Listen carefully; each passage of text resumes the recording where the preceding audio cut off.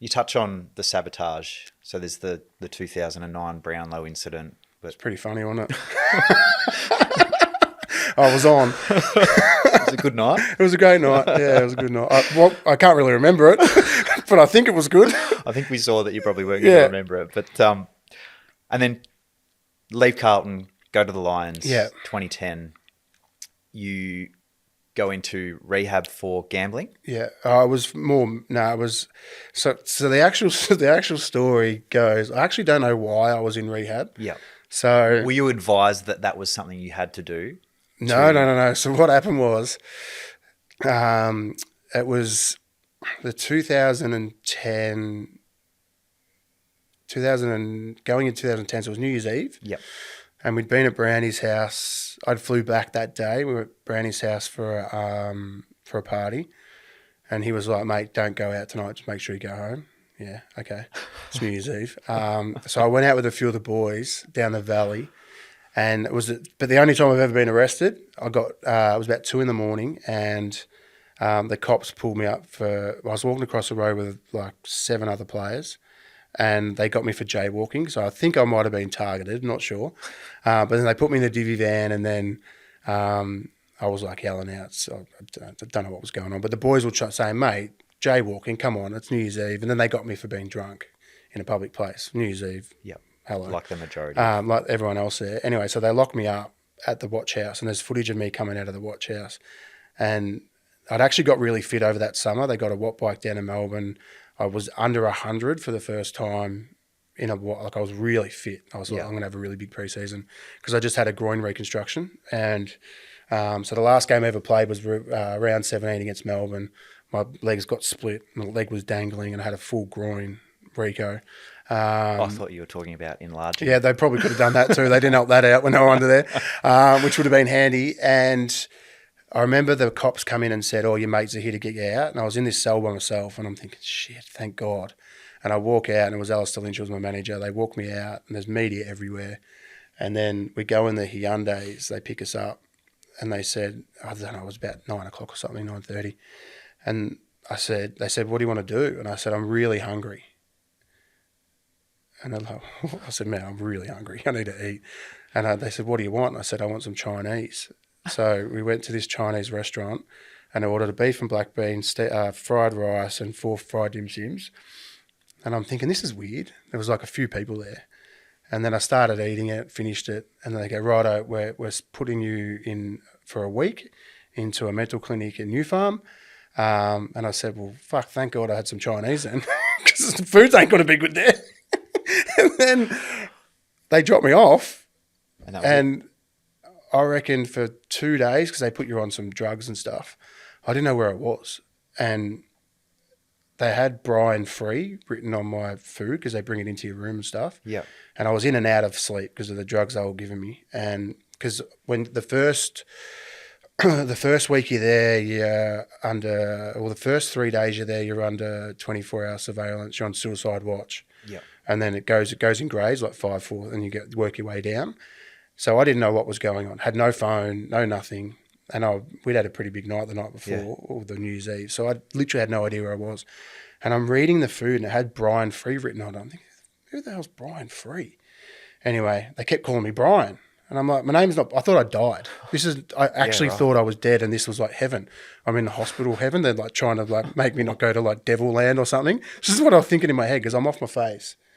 And then finally Nat Ireland, who is a great football person, Andrew, her old man, ran Sydney and played at Collingwood. And she was sort of she worked for the management group, but she was like my best friend, and always, she came in and I said, "Oh my God, you're dead too." And she looked at me and she's like, "What do you mean?" And I said, "Well, where am I?" And she goes, "You're in New Farm, blah, blah, blah." And I said, "Well, look, they said they had to put it as an alias because of BF. Yeah. They had to put you under someone else so no one knew you're here." And I'm like, why wouldn't anyone just tell me that? Because literally for 2 or 3 days, I thought I was in, don't know what was going on. Anyway, so I was supposed to be in there for 7 days because they didn't want all the media, just to chill. Yeah. It was just really to chill. And then I ended up being there for about 70. So you realise in there's some really, crook people that have been institutionalised for a long time. and they all like had real issues. Yeah. I didn't really have any real issues. And I remember the media were like hanging over the fence trying to take photos and stuff. It was pretty awful. Yeah. But sitting around other people that had some real problems, I felt like I went in there to help these people, and which I did. I met some amazing people. Makes me a bit emotional. Jesus Christ, I never thought this was going to happen. Whoa. Jesus Christ. And there were some people in there really bad, and I sort of looked after them in there and, you know, went and brought them some stuff that they'd never had before, and I spoke to a young girl in there that'd been in there for 10 years. Wow. Never spoke to anyone, and I thought, I think this is why I'm in here. And I cracked her, and we become really good mates. And she got out eventually. She's out now. But I think the reason still stay in touch? I haven't spoke to her for a while, but we kept in touch for a little bit, and she got her life. Well, she had just a really bad life that was nothing to do with her. And my sole purpose of being in there, I think, was to help her. I don't know. I'm not that sort of person that thinks of that stuff, but there was actually footage. I took her shopping one day because you can go out in the morning once you get down to like a category 1, and I took her out shopping because she just wore black. I said, bro, you need some new kit and we'll go shopping. And as we walked out, Channel 9 were there and they followed us, and she like nearly punched on with the cameraman. It was on like the Current Affair or something. She's like, leave him alone. Anyway, we went to a place in like a Southland sort of thing, and I got her all this stuff, and it was a really great bond that I had in there, and I think she helped me and I helped her a lot where I didn't think I needed any help. But going in there changed my whole life, even though I got sacked in there, which was a bit weird. I don't know if that could happen now. I'm not sure it could either, no. Why was it that it went from 7 to 70 days? Probably because I realised that there might have been a few issues, and I was doing a lot of one-on-one stuff with some counsellors and doctors and stuff. They didn't really want me in the circle with everyone, just obviously privacy. And I think you do become institutionalised. It just becomes a norm. You know, the drugs they put you on and stuff, you zombie out a fair bit. So I think, I don't know, I can't really remember too much of what happened in there because it's so cloudy and vague.